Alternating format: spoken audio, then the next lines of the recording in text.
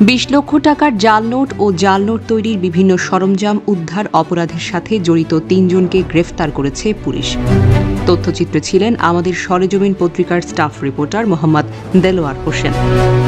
রাজধানীর কামরাঙ্গীরচর ও নারায়ণগঞ্জ জেলার সাঁড়াশি অভিযান পরিচালনা করে বিপুল পরিমাণ জাল নোট ও জাল নোট তৈরির বিভিন্ন সরঞ্জাম উদ্ধার সহ ৩ জনকে গ্রেফতার করেছে ঢাকা মেট্রোপলিটন পুলিশের কামরাঙ্গীরচর থানা পুলিশ।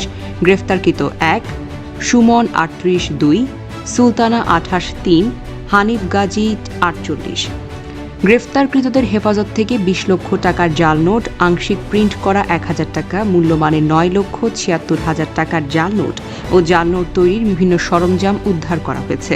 উক্ত বিষয়ে আজ বেলা ১১টায় ডিএমপি মিডিয়া সেন্টার আয়োজন করেন Lalbagh zone DC Jasimuddin. ১৩ March দুপুর অনুমান ১ থেকে ১.৫ ঘটিকার সময় কামরাঙ্গীরচর এলাকার মাতবর বাজার এলাকায় আমাদের একটা নিয়মিত চেকপোস্ট চলছিল। এই চেকপোস্টে আমরা ৩ জন সন্দেহভাজন লোককে চ্যালেঞ্জ করি এবং তাদেরকে আমরা তল্লাশির আওতায় নিয়ে আসি। তো তল্লাশির আওতায় আনাকালে যে ৩ জন পেয়েছিলাম, এই ৩ জনের মধ্যে একজনের নাম হলো হানিফ গাজী, একজনের নাম সুমন, আর একজনের নাম হলো সুলতানা, একজন ভদ্রমহিলার সাথে ছিল। তো আমরা ৩ জনকে যখন চেকপোস্ট করি, তল্লাশি করি, তখন সুমন গাজী এবং সুমন এবং সুলতানা তাদেরকে শারীরিক তল্লাশিকালে তাদের কাছে ২ লক্ষ করে ৪ লক্ষ টাকা পাওয়া যায়। প্রাথমিকভাবে তারা এটা স্বীকার করছিল না যে আমরা টাকাটা কিসের বা একটা আমরা যখন সন্দেহ হয় তখন টাকাটা আমরা চেক করে আমরা প্রাথমিকভাবে বুঝতে পারি যে টাকাটা জাল। তখন তাদেরকে জিজ্ঞেস করলে তারা এক কথা স্বীকার করে।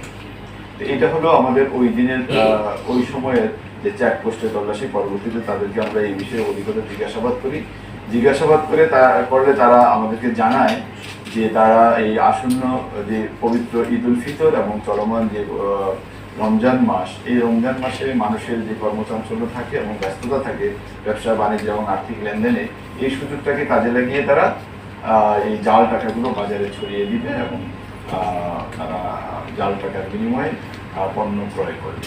এটা ছিল তাদের একটা উদ্দেশ্য।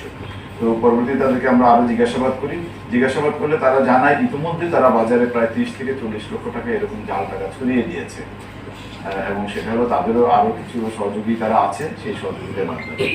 এবং আমরা তাদেরকে আরো জিজ্ঞাসাবাদ করি যে এই জাল টাকাগুলো কোথায় প্রস্তুত করা হয়, কোথায় বানানো হয় এবং আরো আছে কিনা। তখন তারা আমাদেরকে এই বিষয়ে আরো তথ্য দেয়। সেই তথ্যের ভিত্তিতে আমরা নারায়ণগঞ্জের সিদ্ধিরগঞ্জ থানাধীন কদমতলী এলাকায় একটা বাড়িতে অপারেশন করি। সেই বাড়িতে অপারেশন করে আমরা আরো আপনি কি শুরু করছেন এবং জাল টাকা তৈরির যে সকল সরঞ্জামাদি আছে সেই সকল সরঞ্জামাদি আমরা উদ্ধার করি। এবং সেই জাল টাকার মধ্যে ওখানে আমরা প্রথমে যে আমরা ৪ লক্ষ টাকা পেলাম, ওই বাড়ি থেকে আমরা আরো ১৬ লক্ষ টাকা একবারে ফিনিশড প্রোডাক্ট, যেটা আর কি আমি যদি আপনাদেরকে একটু করি, এই টাকাটা একবারে ফিনিশড। এইরকম এটা একটা ৫০০ টাকার নোট জাল এবং এটা একটা ১,০০০ টাকার নোট জাল।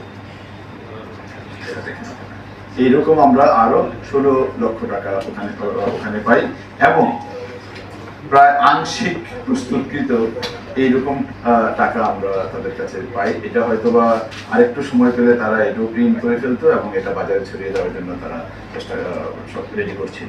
এটা আপনারা দেখতে পাচ্ছেন, একটা কাগজের মধ্যে তারা ৪টা ১,০০০ টাকার নোট তারা প্রিন্ট করতে পারে এবং এরকম ভাবে তারা প্রস্তুত করছে।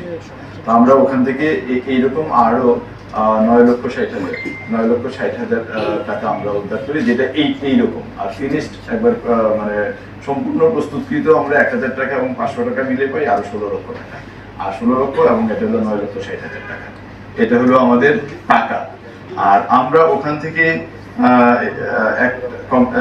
এই কাজে, অর্থাৎ এই জাল টাকা তৈরির কাজে ব্যবহৃত বিভিন্ন সরঞ্জামাদি উদ্ধার করি। এর মধ্যে কম্পিউটার মনিটর আছে, তারপরে প্রিন্টার আছে এবং ১০টি জাল টাকা তৈরির যে 10টি ডাইস, যেগুলো তারা এরকম রং দেওয়ার কাজে ব্যবহার করে, এবং বিভিন্ন অন্যান্য সরঞ্জাম, গ্লু, রাবার কাটার, এই টাইপের বিভিন্ন সরঞ্জাম এবং একটি বস্তায় 1 বস্তা সাদা কাগজ, যেগুলো তারা এইরকম টাকা প্রিন্টের কাজে ব্যবহার করে, 1 বস্তা কাগজ। তো এটা হলো আমাদের উদ্ধারের পরিমাণ। এবং আমরা যে 3 জনকে, সুমন গাজী, দুঃখিত আমি হানিফ গাজী, তার বয়স 54 বছর, তার বাড়ি বরগুনা জেলায়, এবং সুমন 38, তার বাড়ি মাদারীপুর জেলায়, এবং আরেকজন ভদ্রমহিলা, ওনার নাম সুলতানা, ওনার বাড়ি বরিশাল জেলায়। এবং আমরা যেটা লক্ষণীয় এখানে যে বিষয়টা, এই 3 জনই অভ্যাসগতভাবে এরকম জাল টাকা প্রস্তুত করে।